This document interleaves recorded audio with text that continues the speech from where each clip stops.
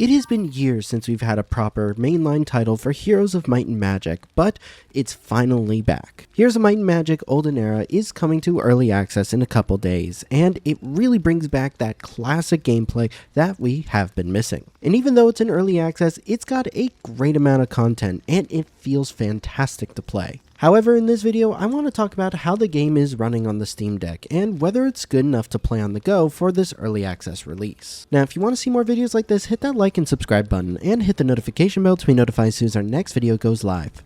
A copy of the game was provided to us by Hooded Horse for review. Thank you. Now, just like a lot of Hooded Horse titles, this is a turn-based strategy game, and it's very fun to play.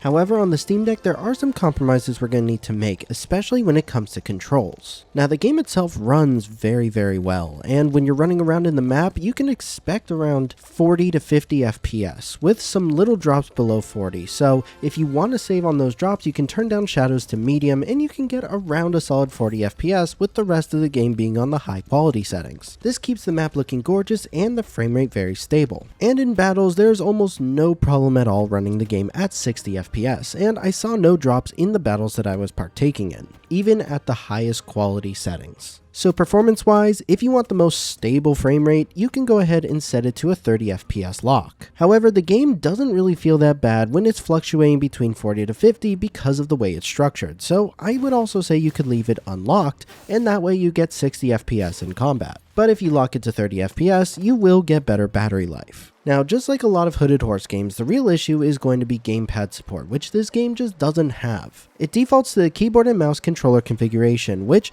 works for this game. Now, from what I've played so far, using the mouse to just control and select everything on the screen works perfectly fine, and that's how I played the game, and it was very comfortable this way. However, if you want some quick access to those menus, it would be great to go ahead and make a virtual menu and add it to your game. It's definitely not necessary, and I was able to get to every menu I wanted. These are mostly just shortcuts that could make navigation and usability easier in the UI. But overall, using the mouse to control everything was not really that jarring, and since this is an early access game which could get gamepad controls as it releases, still I would say using the mouse is perfectly fine, and I do hope the game will have proper gamepad controls in the future.